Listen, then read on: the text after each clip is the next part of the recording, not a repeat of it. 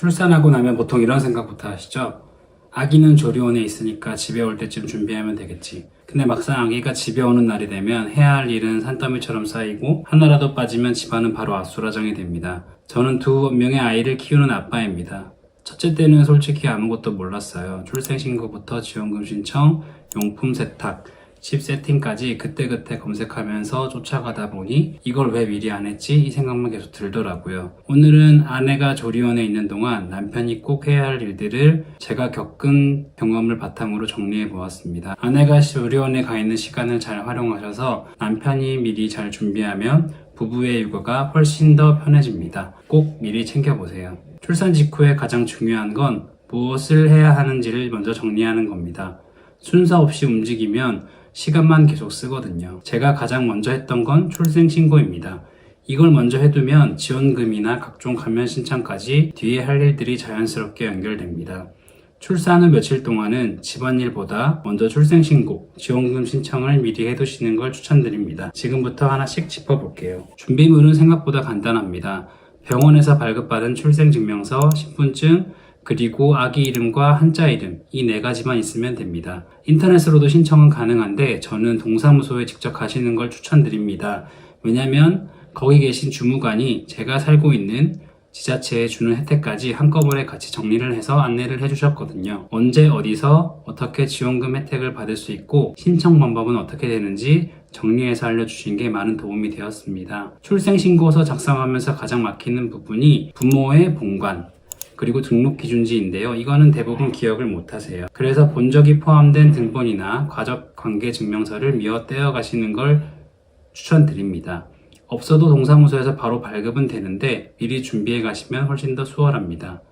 출생신고가 완료되면 주민등록 등본에 아기 이름이 포함된 걸 확인할 수 있고 이때부터 각종 지원금 신청 등 모든 행정 절차가 가능해집니다. 미루지 마시고 아내가 조리원에 있는 동안 바로 처리하는 게 가장 편하십니다. 아기가 집에 오면 아무래도 마음의 여유가 없거든요. 출생신고가 끝났다면 바로 이어서 해야 하실 게 있습니다. 바로 출산정보 지원금 신청입니다. 동사무소에서는 행복출산 원스톱 서비스라는 게 있는데요. 이 서류 한 장으로 출산장려금, 아동수당, 가정육아수당 같은 출산과 동시에 받을 수 있는 지원을 한 번에 신청하실 수 있습니다.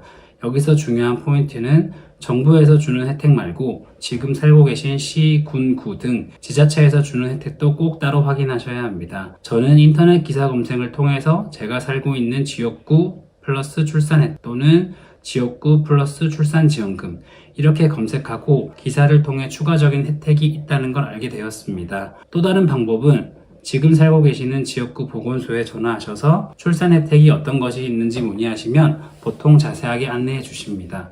저 같은 경우에는 임산부 교통비 지원으로 100만원, 산후조리비 지원금으로 50만원을 추가로 받을 수가 있었습니다. 또 하나 놓치기 쉬운 부분이 통장 사본 제출인데요. 아내 통장이나 남편 통장 중에서 한 개만 등록이 가능하니 미리 어느 통장으로 받을지 정해두시는 게 좋습니다. 출산지원금은 나중에 해야지 하고 미루시면 생각보다 처리 시점이 계속 늦어집니다. 출생신고하는 날 같이 처리해 주시는 게 가장 빠르고 깔끔한 방법입니다. 출산 후에 받을 수 있는 혜택들 중 의외로 놓치시는 게 많은데요. 먼저 전기요금 감면이 있습니다. 신청만 하면 3년간 전기요금을 30% 감면받을 수 있는데 출생신고가 잘 되어 있다면 국번 없이 1, 2, 3번에 전화하셔서 한 통으로 쉽게 해결하실 수 있습니다. 그리고 많은 분들이 잘 모르시는데 혹시 살고 계시는 집을 디딤돌 대출로 대출 중이신 분들은 이미 대출금을 갚는 중이라 하더라도 한국주택금융공사 앱에서 자녀 1명당 0.2에서 0.3% 추가 금리 우대가 가능합니다.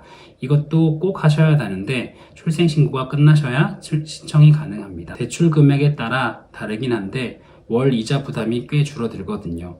저는 대출 후 2아이를 낳았기 때문에 처음 대출 금리에서 총 0.5%의 추가 금리 인하 혜택을 받을 수 있었습니다. 이런 감면 혜택들은 자동으로 신청이 되지 않습니다. 직접 신청을 해야만 적용이 되는 거라서 출생신고가 끝났으면 바로바로 처리하시는 걸 추천드립니다. 모유 수유를 계획하고 계시다면 유축기 준비가 생각보다 중요합니다. 유축기는 의료기기라서 중고 거래도 힘들고 새 것으로 사거나 대여를 해야 합니다. 보건소를 통해 보통 대여가 가능한데 현실적으로는 대기 기간이 한 달 이상 걸리는 경우가 많습니다. 조리원에서 나오는 시점에 알아보시면 이미 늦는 경우가 많죠. 그래서 출산 전이나 늦어도 출산 직후에 보건소 대여 일정이나 아니면 대체 수단, 지인한테 빌린다든지 이런 것들을 미리 확인해 두시는 게 좋습니다. 그리고 팁을 하나 더 드리면 유축량이 들쑥날쑥할 수 있기 때문에 0단계 또는 1단계의 분유를 소량 미리 준비해 두시면 좋습니다. 그리고 산후도우미를 예약하신 분은 예약했던 업체에 전화해서 조리원에서 돌아오는 날에 선생님께서 바로 출근하실 수 있도록 일정을 조율해 두셔야 합니다. 조리원 퇴소 날짜가 처음 예약했던 시점과 변동될 수 있으니까 연락을 미리 하셔서 정확한 날짜를 확정하시는 게 좋습니다. 아기 옷이나 손수건을 세탁하기 전에 먼저 해야 될 게 있습니다. 바로 세탁기랑 건조기 청소입니다. 겉보기에는 깨끗해 보여도 세탁조 안쪽은 생각보다 오염이 많습니다. 청소업체를 부르거나 베이킹소다 같은 걸 쓰는 경우도 있는데요. 사실 제조사 매뉴얼을 보면 이런 걸 권장하지는 않습니다. 저는 삼성이나 LG 세탁기에 내장되어 있는 자체 기능을 활용하시는 걸 추천드립니다. 삼성은 무세제 통세척 코스가 있고 LG는 통살균 코스가 있습니다. 여기에 세탁조 클리너만 구입하셔서 사용하시면 됩니다. 이 과정을 미리 한두 번 해두시면 이후에 아기용품 세탁을 훨씬 안심하고 하실 수 있습니다. 세탁기 청소가 끝났으면 가장 먼저 준비할 건 아기 손수건입니다.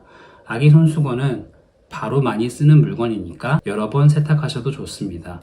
세탁 방법은 단순합니다. 세탁기를 모두 청소했기 때문에 아기 전용 세제를 넣고 찬물 코스로 기본 코스로 돌리시면 됩니다. 손수건이 워낙 얇아서 건조도 오래 걸리지 않습니다. 자연 건조 기준으로 한두 시간이면 충분히 마르기 때문에 건조기가 없더라도 걱정하지 않으셔도 됩니다. 세탁이 끝난 손수건은 기저귀 가리대 같은 곳에 미리미리 정리해 두시는 걸 추천드립니다. 아기가 집에 온 순간부터 많이 사용하시게 될 겁니다. 손수건 다음으로는 아기 용품들도 세탁하시는 게 좋습니다. 제가 세탁했던 물건들은 각종 쿠션 커버, 이불 및 매트류, 인형류 같은 것들입니다. 전부 찬물 세탁으로 진행했고 건조는 가능하면 햇빛이 드는 곳에서 했습니다. 세탁 후에 따로 보관함이나 지퍼백에 넣어서 두시는 경우도 많은데 아기가 집에 곧 올 예정이라면 찾기 쉬운 곳에 그냥 꺼내 두시는 게 훨씬 편합니다. 세탁기 끝났으면 이제 아기 용품을 준비해야 되는데요. 가장 많이 쓰는 건 역시 기저귀랑 아까 세탁한 아기 손수건입니다.